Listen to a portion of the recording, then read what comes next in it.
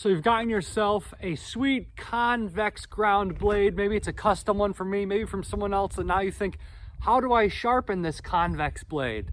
Stay tuned, I'm gonna show you the easiest ways, the most effective ways to sharpen a convex knife. So here's a nice selection of convex knives, all custom hand forged by me. If you'd like one of these, let me know, I'll forge you one. The difference between a convex blade and a flat grind is just that from the flat grind, from the spine, the edge is flat, and then this relief edge is also ground flat. So you have to be grinding, you have to be sharpening at very precise angles to get this sharp. It's not the case with a convex knife. A convex knife, if you follow the shine, you can see it gently moves all the way to the edge. Maybe this one here is a better example. So there is no actual edge, relief edge to sharpen. See, here I'm sharpening that shiny part, and for something like this, I don't have that exact part to sharpen. So the question is, well, how do you get this sharp? Well, I'm going to show you right now. Any of these objects can be used to sharpen a convex knife. I've used even the backs of toilets before. It really just has to be harder than the knife. The convex edge, because it kind of comes down at a rounded angle like this, you don't need a completely straight surface like a sharpening stone to sharpen it. So you can sharpen these on river stones and everything like that. That's why they're so versatile and they're easy to sharpen. All I'm gonna do when I'm sharpening it is I'm just touching up the edge. So let's see, this one, maybe there's a little bit of a, not much of a ding, but a little dulling there. So that's the part we're gonna sharpen. It's currently in my EDC.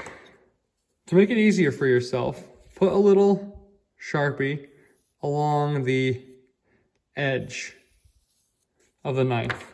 Now I'm gonna wanna make sure that I'm kind of rubbing that away because that's gonna show that I'm contacting the edge. And so I'll just start with this big stone here, put some oil on it. And then the key to sharpening a convex edge on a stone is a rolling motion. Of course, the stone is totally flat and this surface is curved. So I want to be doing something like this. See that? This is what it's gonna look like that. So I will come with a rolling motion. Let me get you a better view of that. So as I'm bringing back, I'm rolling the edge up. See how that shadow, see the shadow there? Watch, whoop, it goes away. Once the shadow goes away, that's the edge contacting the stone that needs to, and you are sharpening your edge. So just like this. This is the groove you want to get into. Just like this. This is good. You don't go, whoa, too steep, then you mess up your edge.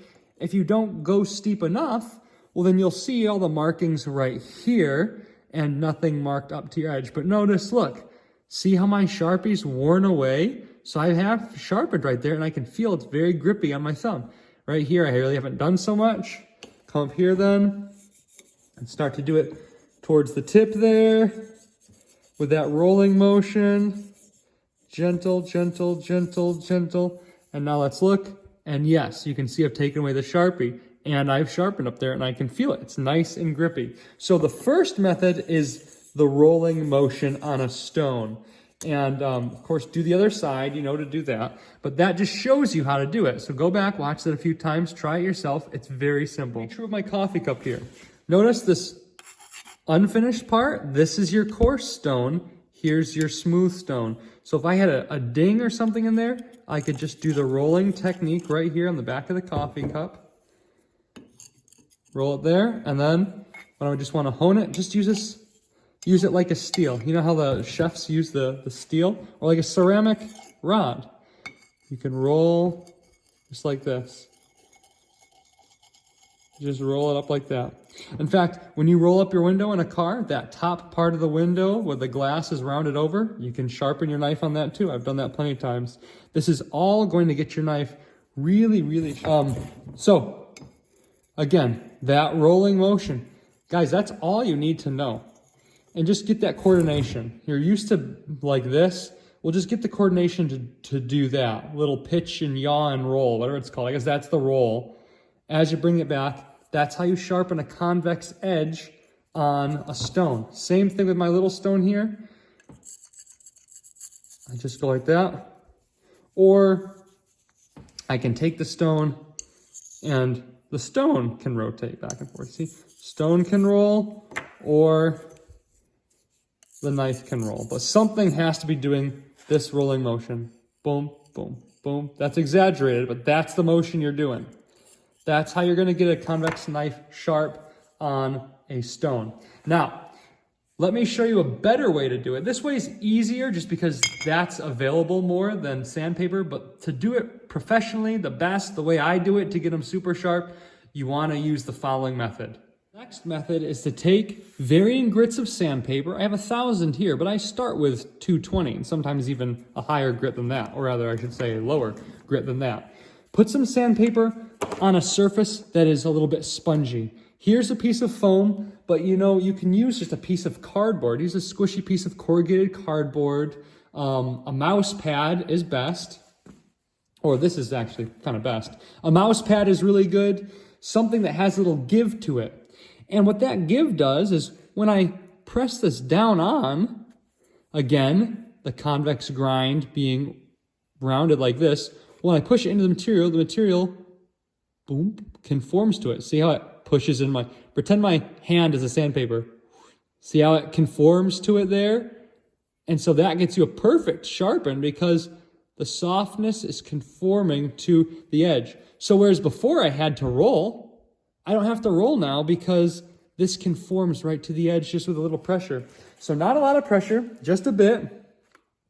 Lay your knife totally flat, then rock it forward until you see that shadow go away, right? Whoop, right there.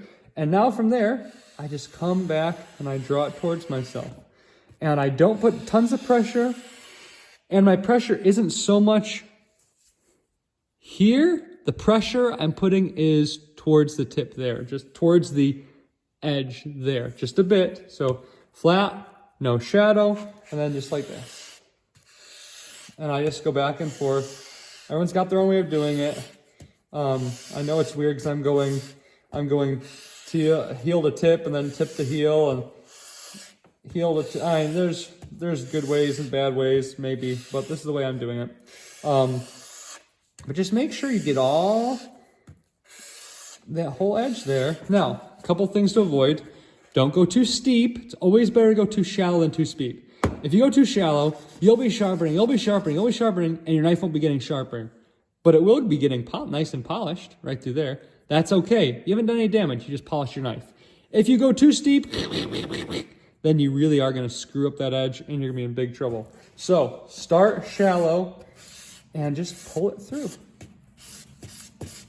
You know, and I tend to, the speed I do it is kind of like this, because I just know, I know the feel that I need.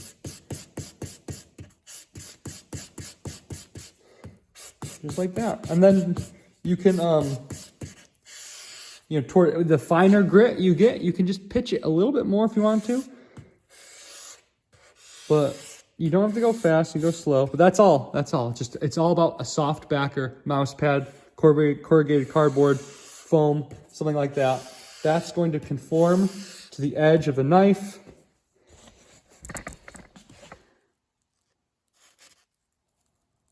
See how it presses in a little bit there? See how there's a little give?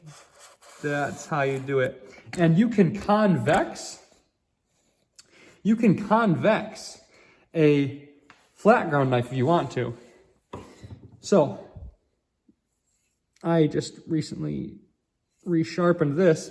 If I wanted to make this convex, I just do 100 grit sandpaper here. I lay it on and I just start going, and before you know it, it would take on a little convex relief edge. So there you go. Okay, last step then is stropping.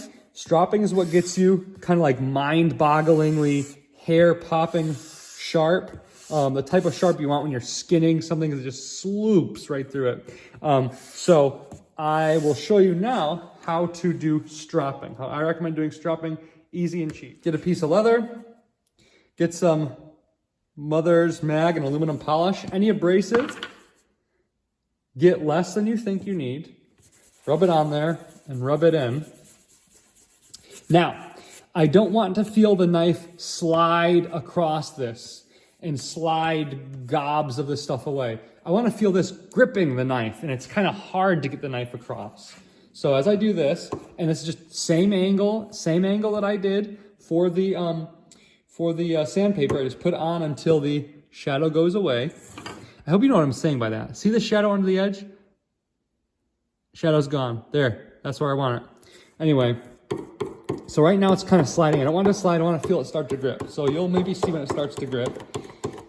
You'll see it start to turn color. The color it's turning is actually the pieces of steel it's removing from the knife. And right here, see there's some resistance. That's good. That means it's really digging deep, respectively. And perspectively. Oh, what's the word for that? There's a word for that. I forgot. Relatively. There. That's what you want right there. So, a little steep. Start to pull. You'll feel it dragging. That's good. You want that. Monitor it. Make sure that you're polishing. You should see this edge becoming shinier and shinier. See how it's getting shinier? That's good. Polishing an edge is sharpening an edge. It's the same thing. And right now, we're polishing and we're getting very sharp. So go back and forth. Again, don't go too steep. If I go too shallow, okay, so I'm doing this here, and I look and my knife's getting really shiny, like right there, I realize, oh, it's not steep enough. I got to increase my angle. Okay, that's it. Does not have to take long. It can be very short. Most of my sharpening sessions I can do in the woods, wherever I am. It's less than 3 minutes. It takes me less than 3 minutes, no matter what, even if there's like an actual ding in the knife. But the way I do these carbon steels, they're just very, very easy to repair, to touch up, and I'll have it just shaving sharp quickly. So I'm going to show you how sharp this is now. Pull out a ton of my hairs from my head here to cut. Now, this is called hair whittling sharp, as I can cut pieces, individual little pieces of this hair. Watch this. Okay, right there. Okay, see how that hair is curled there? I've just cut a piece. I've done a feather stick with the hairs. You see that curly spot right there? That kind of shows it for some reason. Right there, you see it. Okay, what I just did with the hair is this. Wood. See how it curls up? That's exactly what I just did with a piece of hair from my head. That's called hair whittling sharp. That's how sharp this is right now. You can whittle pieces of hair, and there it was right there. And you get that when you sharpen like this. So it gets that sharp that fast. Everybody, I hope that was helpful. I hope it helps you sharpen my knives, those of you who have bought them, or whatever other convex knife you have. It's very easy. You can do it anywhere. Get it super sharp. Listen, my knives with their convex edges perform so well. Just the other day, did a performance test between this Essie and this Osprey. This got through 300 inches of cardboard and it couldn't shave anymore. This got through 750 inches of cardboard until it stopped shaving. So a little bit better than double with that specific test. A lot of that comes back down to the convex edge. They hold their edge well and they're easy to resharpen. So I highly recommend you get one. Everybody, if you are interested in knives like this and these knives that I make here, I do all these right here in the forge. They're all hand forged and finished. Then go to marsfireforge.com and pick one of these things up. I mean, I can make them all custom for you. I can put in the spacers. This guy said, hey, make me a skein do, but make it a little bit longer and put that back swedge on it. And I want your black micarta, and I want it with the scalloping in it. And I threw in some orange spacers for him as well. And it's a very fun custom process. Guys love it. I get a lot of repeat buyers because everyone's just really happy with it when they get it. This one came with just a nice sheath like this. I got him some jimping there for ease of draw. So contact me at marsfireforge.com. Go to marsfireforge.com, put in a custom order. If you have questions, email me, marsfireforge@gmail.com. Check out my Instagram, go to the website.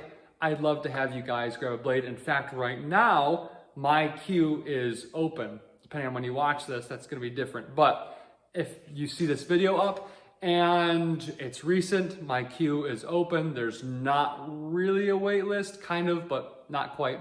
So contact me, maybe get a knife quickly before Father's Day, something like that. Thanks for watching. Give me a like, subscribe, talk, send some words down underneath with the comments.